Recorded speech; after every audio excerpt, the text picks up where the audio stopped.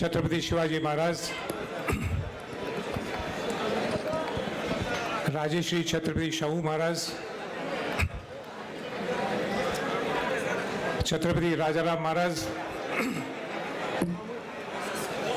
आकासाहेब महाराज, छत्रपती शहाजी महाराज यांना अभिवादन करून शिवाजी महाराजांचा